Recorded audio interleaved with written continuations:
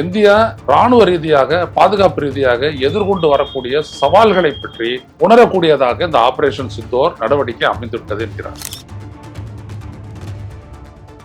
இந்த போரின் போது சைனாவில் தயாரான பல ஏவுகணைகள், விமானங்கள், விமான எதிர்ப்பு பீரங்கிகள் இவர்கள் எல்லாம் கடந்த கிட்டத்தட்ட ஒரு 8 வருஷமா சீனாவிடம் இருந்துதான் மிக அதிகமா தன்னுடைய பாதுகாப்பிற்கான உபகரணங்களை எல்லாம் வாங்கியிருக்குது, தளவாடங்களை எல்லாம் பாகிஸ்தான் வாங்கியிருக்குது. பாகிஸ்தானுக்கு வந்துட்டு அது உருவாக்கின அந்த கருவிகளை எல்லாம் சோதிக்கிறதுக்கு வந்துட்டு இந்த போர் வந்துட்டு ஒரு வாய்ப்பை கொடுத்துருச்சு. சீனாவினுடைய ஒரு ரியல் டைம் டெஸ்டிங் லெபார்டரி அன்னைக்கு வந்துட்டு பாகிஸ்தான் ஆய்வு மாறி இருக்கு. இந்தியாவுடைய தளபதி வந்துட்டு வெளிநாட்டில் போயிட்டு பேசும்போது சொன்னார், அவரு நம்மளுக்கு வந்துட்டு இழப்பு ஏற்பட்டுச்சு, விமானங்கள் குண்டு வீசி சென்ற விமானங்கள் சிலது வீழ்த்தப்பட்டன, ஆனா எவ்வளவு என்னன்றதெல்லாம் சொல்லல, எந்த வகை விமானம் அப்படின்றதெல்லாம் சொல்லல, வீழ்த்தப்பட்டுச்சு, ஆனா அதற்கு பிறகு நாங்கள் என்ன செஞ்சோன்றதா ரொம்ப முக்கியம் அப்படின்னு அவர் சொன்னார்.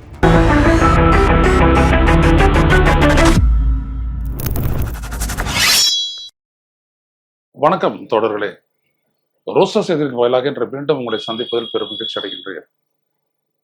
பாகிஸ்தான் எல்லை தாண்டிய பயங்கரவாதத்தை வைத்து பஹல்காமில் நடத்திய தாக்குதலை தொடர்ந்து இந்தியா பாகிஸ்தானில் இருக்கக்கூடிய பயங்கரவாதிகளின் முகாம்களை தகர்த்தெறியக்கூடிய ஆபரேஷன் சிந்தூர் நடவடிக்கை என்பது பெரும் போராக வெடிக்கக்கூடிய ஒரு சூழலில் தான் அமெரிக்கா தலையிட்டது, போர் நிறுத்தம் ஏற்பட்டது என்பது வரைக்கும் தான் நமக்கு தெரியும். ஆனா இது தொடர்பாக FICCI, federation of Indian chamber of commerce and industry என்கின்ற அமைப்பு நடத்திய ஒரு கருத்தரங்கில் கலந்து கொண்டு பேசிய இந்திய இராணுவத்தினுடைய துணை தளபதி லெப்டினன்ட் ஜெனரல் ராகுல் ஆர் சிங் அவர் இந்த போரினுடைய ஒரு 5 முக்கிய சிக்கல்கள், இந்தியா எதிர்கொண்ட ஒரு 5 முக்கிய சிக்கல்களை பற்றி பேசியிருக்கின்றார். அதை அவர் என்ன சொல்றாரு அப்படின்னா, அதை அவர் பேசுறது என்ன தலைப்புல பேசியிருக்காருன்னா, புது யுக இராணுவ தொழில்நுட்பங்கள் அப்படின்ற ஒரு அடிப்படையில அவர் பேசினாரு. ஆனா அவர் சொன்ன விடயங்கள்லாம் நீங்க பாத்தீங்க அப்படின்னம்னா, இந்தியா இராணுவ ரீதியாக பாதுகாப்பு ரீதியாக எதிர்கொண்டு வரக்கூடிய சவால்களை பற்றி உணரக்கூடியதாக இந்த ஆபரேஷன் சிந்தூர் நடவடிக்கை அமைந்துவிட்டது என்கிறார். அதாவது 5 விடயத்தை சொல்றாரு அவர். 1, நாம பாகிஸ்தானோட தான் சண்டை போட்டோம்னு நினைக்கிறோம், ஆனா பாகிஸ்தானுக்கு ஆதரவா சைனா முழுமையாக நின்றது. இன்னொரு பக்கத்துல பாத்தீங்கன்னா டர்க்கி நின்றது. ஆக ஒரே ஒரு எல்லை பகுதியிலிருந்து நாம் 3 நாடுகளினுடைய எதிர்ப்பை ஒரு சேர இந்தியா எதிர்கொண்டது அப்படின்ட்டு அவர் சொல்றாரு. அப்படி வரும்போது பாத்தீங்க அப்படின்னம்னா, சைனாவை வந்துட்டு அதனுடைய சேட்டலைட் எல்லாம் வச்சுக்கிட்டு இந்தியாவினுடைய முழு பகுதியையும் ஒரு கண்காணிப்புக்கு உட்படுத்தி அந்த வசதியை வந்துட்டு அதன் மூலம் பெற்ற தரவுகளை பாகிஸ்தானுக்கு கொடுத்து உதவி இருக்கிறது. இதை அவர் எப்படி சொல்றாரு அப்படின்னம்னா, இது எப்படி எங்களுக்கு தெரியும் அப்படின்னு தெரிய வந்துச்சு அப்படின்னு வரும்போது அவர் ராகுல் சிங் எப்படி சொல்றாரு அப்படின்னம்னா, அவங்களுடைய DGMO, director general of military operation, நம்மளுடைய டிஜிஎம்ஓட பேசி போர் நிறுத்தத்தை கொண்டு வரும்போது அவர் என்ன சொன்னாரா, இப்ப இந்த நிலையில உங்களுடைய எந்த இடத்துல இருந்துட்டு என்னென்ன விதமான மிசைல் மற்ற இதெல்லாம் வந்துட்டு எங்களை தாக்குவதற்கு தயாராக இருக்கிறது அப்படின்னு வரிசையா சொன்னாராம். இப்படி சொல்றது வந்துட்டு எப்போ சாத்தியம்னா, நம்மள மேல இருந்து கண்காணிக்கக்கூடிய ஒரு அமைப்பு இருந்ததுனா, சேட்டலைட் அமைப்பு இருந்ததுனா தான் சாத்தியம். ஸோ சீனா வந்துட்டு அப்படிப்பட்ட அந்த real time sharing, intelligence sharing அதை வந்துட்டு பாகிஸ்தானோட பண்ணிட்டு இருக்கிறத நாங்கள் உணர்ந்தோம் அப்படின்ட்டு அவர் சொல்றாரு. இது மிக மிக ஆச்சரியப்படத்தக்க ஒண்ணு. அதே நேரத்தில் நீங்க பாத்தீங்க அப்படின்னம்னா, இந்த டிஜிஎம்ஓட இவங்க நடத்திய அந்த பேச்சுவார்த்தையின் போது இந்தியா ஏன் ஒப்புக்கிட்டது அப்படின்றதுக்கான இன்னொரு காரணம் வந்துட்டு அது இன்னும் ரொம்ப ஆச்சரியமா இருக்கு. அதான் அவர் வந்துட்டு 3வது காரணமா சொல்றாரு. அதுல என்ன அப்படின்னா, இண்டிஜினஸ் எக்யூப்மெண்ட் பர்ஃபார்மன்ஸ் இஷ்யூஸ். நம்ம இந்தியாவிற்குள்ள நாம தயாரித்த பல்வேறு ஆகாஷ் போன்ற ஏவுகணை தடுப்பு ஏவுகணை எல்லாம் வந்துட்டு சிறப்பு பண்ணிச்சு, எல்லாம் ஒன்றும் சந்தேகம் இல்லை, நல்லா தான் பண்ணிச்சு. அதே நேரத்தில் நம்ம நாட்டிலேயே நம்ம உள்நாட்டில் உருவாக்கின ட்ரோன்ஸ் எல்லாம் கூட நல்லா தான் எஃபெக்டிவா இருந்துச்சு. ஆனாலும் கூட பல சப்ளைஸ் நம்ம போர் தொடுத்தது என்னவோ வந்துட்டு பார்த்தீங்க அப்படின்னோம்னா கொஞ்சம் தாமதமாக தான் தொடங்கணும். ஆனால் ஜனவரிக்கே வந்து சேர்ந்து இருக்கக்கூடிய சப்ளைஸ் எல்லாம் வந்துட்டு வந்து சேரலை. அது போரை தொடர்வதற்கான அந்த வாய்ப்பை மிகப்பெரிய அளவிற்கு அது ஒரு தடையாக அமைந்தது அப்படின்னு அவர் சொல்றாரு. அதாவது குறிப்பா என்ன சொல்றாருன்னா, இந்தியாவில் இருக்கக்கூடிய ட்ரோன் மேனுஃபேக்சரர்ஸ் நீங்க பாத்தீங்கன்னா குறிப்பிட்ட நேரத்துல இந்த சப்ளைஸ் எல்லாம் கொடுத்தாதான் எப்படிப்பட்ட ஒரு சூழலையும் இந்தியா எதிர்கொள்ள முடியும். ஆனா அதுல வந்துட்டு இந்தியன் மேனுஃபேக்சரர்ஸ் யாரும் சரியா இல்லை. இப்ப நம்ம டிஆர்டிஓ வச்சிருக்கிறோம், defence research and development organisation. அது தவிர அதன் மூலமா நம்ம வந்துட்டு பல பிரைவேட் இண்டஸ்ட்ரி கொடுக்குறோம். ஆனா அவங்க யாரும் வந்துட்டு சப்ளைஸ் அது உரிய நேரத்தில் கொடுக்கல அப்படின்றத அவர் சொல்றாரு. அப்புறம் இன்னொன்று என்ன அப்படின்னோம்னா, டர்க்கியினுடைய பேர் ஆக்டர் ட்ரோன்ஸ் அப்படின்னு சொல்லக்கூடிய அந்த டர்க்கியினுடைய ஒரு சோதித்து நல்ல எஃபெக்டிவானதுன்ற அறியப்பட்ட அந்த ட்ரோன்ஸ் அப்படின்றத பெரிய அளவிற்கு வந்துட்டு பாகிஸ்தான் பயன்படுத்தியது, மிகப்பெரிய அளவிற்கு பயன்படுத்தியது. அவ்வளவு ட்ரோன்கள் எடுத்துட்டு வந்து வச்சு தாக்குதல் நடத்துறாங்க. என்ன ஒரு ட்ரோனையும் நம்ம வழிமறித்து தாக்குறதுக்கு வந்துட்டு நம்ம பயன்படுத்தக்கூடிய இந்த ஆன்டி ட்ரோன்ஸ் ஏவுகணைகள் வந்துட்டு பார்த்தீங்கன்னா காஸ்ட்லி. இது இஸ்ரேலில் கூட ஏற்பட்டுச்சு ஈரானோட நடந்த போரின் போது.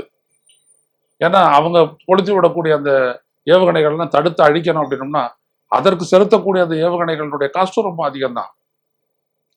அதான் அந்த வார பொறுத்த வரைக்கும் யாருக்கும் லாபம் இல்லை அப்படின்னு சொல்லுவாங்களே, அது இந்த மாதிரி இடத்துல தான். அதனால நம்ம நிறைய செலவு பண்ண வேண்டியது இருந்துச்சு. ஸோ அதை வந்துட்டு முழுமையா வந்துட்டு டர்க்கி உதவுனாங்க பாகிஸ்தானுக்கு. அது அவங்களுக்கு தடையற்ற வந்துச்சு. இந்தியா என்ன பண்ணுச்சுன்னோம்னா, நம்மளுக்கு இந்த ட்ரோன் ஷார்டேஜ் ஏற்படும் போது இஸ்ரேல் சப்ளை பண்ணதா சொல்றாங்க. அதை பத்தி இன்னும் உறுதியான ஒரு தகவல் இல்லை, ஆனா இஸ்ரேல் தான் சப்ளை பண்ணதா சொல்றாங்க. அப்புறம் அது மட்டும் இல்ல, ரொம்ப முக்கியமானது என்ன அப்படின்னீங்கன்னா, இந்த போரின் போது சைனாவில் தயாரான பல ஏவுகணைகள், விமானங்கள், விமான எதிர்ப்பு பீரங்கிகள் இவர்கள் எல்லாம் கடந்த கிட்டத்தட்ட ஒரு 8 வருஷமா சீனாவிடம் இருந்துதான் மிக அதிகமா தன்னுடைய பாதுகாப்பிற்கான உபகரணங்களை எல்லாம் வாங்கியிருக்குது, தளவாடங்களை எல்லாம் பாகிஸ்தான் வாங்கியிருக்குது. பாகிஸ்தானுக்கு வந்துட்டு அது உருவாக்குன அந்த கருவிகளை எல்லாம் சோதிக்கிறதுக்கு வந்துட்டு இந்த போர் வந்துட்டு ஒரு வாய்ப்பை கொடுத்துருச்சு அப்படின்றாங்க. அவங்க எல்லாத்தையும் அதை பயன்படுத்துனாங்க. இந்த P1 அப்படின்னு சொல்லக்கூடிய அந்த மிசைல் எதிரான அந்த இதெல்லாம் தடுத்து அடிக்கக்கூடிய அந்த ராக்கெட்டு, இதையெல்லாம் நீங்க பாத்தீங்க அப்படின்னோம்னா சைனாவுடைய மேனுஃபேக்சர்ஸ் எல்லாமே வந்துட்டு இங்கே தான் வச்சு அதை சோதனை பண்ணாங்க.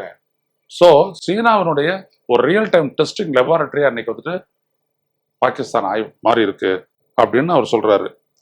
அப்ப இப்படிப்பட்ட பல்வேறுபட்ட சிக்கல்கள் எல்லாம் வந்துட்டு இந்த போரின் மூலமா நமக்கு வெளிவந்திருக்குது அப்படின்றத அவர் சொல்றாரு. இதுல நீங்க ஏற்கனவே நீங்க பாத்தீங்க அப்படின்னோம்னா, இந்தியாவுடைய தளபதி வந்துட்டு வெளிநாட்டுல போயிட்டு பேசும்போது சொன்னார் அவரு, நம்மளுக்கு வந்துட்டு இழப்பு ஏற்பட்டுச்சு, விமானங்கள் குண்டு வீசி சென்ற விமானங்கள் சிலது வீழ்த்தப்பட்டன. ஆனா எவ்வளவு என்னன்றதெல்லாம் சொல்லல, எந்த வகை விமானம் அப்படின்றதெல்லாம் சொல்லல, வீழ்த்தப்பட்டுச்சு. ஆனா அதற்கு பிறகு நாங்கள் என்ன செஞ்சோன்றதா ரொம்ப முக்கியம் அப்படின்னு அவர் சொன்னார். ஸோ எனிவே, ஒரு போர்னு வந்துட்டா இழப்பு அப்படின்றது ரெண்டு பக்கத்துலயும் இருக்கத்தான் செய்யும், அதை பத்தி ஒண்ணும் இல்லை. ஆனா இந்தியாவுடைய டிஃபென்ஸ் கேப்பபிலிட்டி அப்படின்றது இருக்கு இல்லைங்களா, அந்த டிஃபென்ஸ் கேப்பபிலிட்டி தான் வந்துட்டு நம்ம வச்சிருக்கக்கூடிய எக்யூப்மெண்ட்ஸை விட இந்த கேப்பபிலிட்டி அப்படின்றது சப்ளைஸை பொறுத்த வரைக்கும் ரொம்ப முக்கியம். குண்டுகள், ஏன்னா இப்போ வந்துட்டு டேங்கை வச்சுக்கிட்டோ தரைப்படையை வச்சுக்கிட்டோ மூவ் பண்ணி அந்த போரும் செய்ய போறதில்லை, எல்லாம் மிசைல் தான், ட்ரோன் தான், இப்படிதான் வச்சு பண்ண போறோம். அப்படி இருக்கும்போது இந்தியாவுடைய ஸ்பெண்டிங் அப்படின்றது இதற்கு பிறகு இன்னும் பன்மடங்கு அதிகரிக்கக்கூடிய ஒரு கட்டாயம் ஏற்படுகிறது. அது மட்டுமல்ல, நம்ம இந்த விமானங்கள் வாங்குறது, குண்டு வீச்சு விமானங்கள், ஃபைட்டர் ஜெட்ஸ் அப்படிலாம் நம்மளே ஏமாத்திக்காத. மிசைல்ஸ் இப்போ கூட பாருங்க, உக்ரைனுக்கும் ரஷ்யாவுக்கும் நடக்கக்கூடிய அந்த போரை நீங்க பாருங்க. வேறொரு அண்டை நாட்டில் வழியா வந்துட்டு ட்ரோனை பயன்படுத்தி ரஷ்யா மேல ஒரு கடுமையான ஒரு தாக்குதலை உக்ரைன் கொடுத்தது. ஆக இன்னைக்கு வந்துட்டு பாத்தீங்கன்னா மிசைல்ஸ், ஈரானை பொறுத்த வரைக்கும் பாத்தீங்கன்னா அவங்க வந்துட்டு பாத்தீங்கன்னா எல்லாமே வந்துட்டு அதிவேகமாக சென்று தாக்கக்கூடிய ஏவுகணைகளை வச்சு தான் அவங்க பயன்படுத்துறாங்க. சவுண்டினுடைய வேகத்தை விட 5 மடங்கு 6 மடங்கு வேகத்தை கொண்ட அப்படிப்பட்ட மிசைலை வச்சு தாக்குனதுனாலதான் இஸ்ரேலுக்கு கடுமையான பாதிப்பு ஏற்பட்டுச்சு. அப்படி ஒரு மிசைலை வச்சுட்டு தாக்குனாங்க அப்படின்னோம்னா நம்மளுடைய பேசஸ் எல்லாம் ஒண்ணும் இல்லாத போயிடும் அப்படின்னு நினைச்சதுனாலதான் அமெரிக்கா வந்துட்டு அந்த போரை உடனடியாக நிறுத்தினா. ஏன்னா அமெரிக்கா நடத்திய தாக்குதலுக்கு பதிலடியா கட்டார்லையும் பஹ்ரைன்லையும் இருக்கக்கூடிய அமெரிக்காவினுடைய விமான தளங்களை தாக்குவோம்னு சொல்லிட்டு தாக்கிட்டாங்க. 19 ஏவுகணை வந்துச்சு, ஒன்று தவிர மற்றது எல்லாத்தையும் நாங்கள் அழிச்சிட்டோம்லாம் சொல்லலாம். ஆனா மறுபடியும் அது நடந்துச்சு அப்படின்னோம்னா மிகப்பெரிய அளவுக்கு பாதிக்கப்படுவோன்றதுனால தான் சட்டன்னு கட்டார் சொன்ன உடனே அமெரிக்கா போர் நிறுத்தத்தை ஏற்றுக்கொண்டு ஈரானோட பேசி உடனே ஒரு முடிவு வந்துட்டாங்க.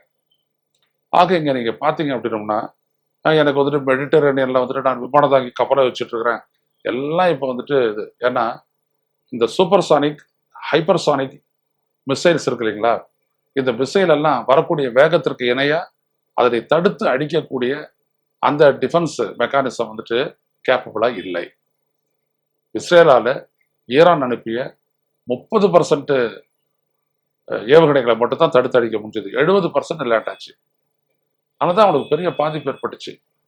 டெத்து கேஷுவாலிட்டிலாம் ரொம்ப அதிகம்ன்றாங்க. ஆனா நம்மளுக்கு எதுவும் தெரியல, அப்படிதான் சொல்றாங்க. பெரிய இழப்பு, சொத்துக்களை பொறுத்த வரைக்கும் பெரிய இழப்பு ஏற்பட்டிருக்குது. ஸோ இஸ்ரேல் டக்குன்னு இந்த போர் நிறுத்தத்துக்கு ஒத்துவிட்டதுக்கும் அதான் காரணம். ஏன்னா அதை தொடர்ந்த அடுத்த 10 நாட்களுக்குள்ள மிகப்பெரிய இழப்பு சந்திக்க ஏற்படுத்திருக்கும், பொருளாதார பின்னடைவு சந்திக்க வேண்டியது.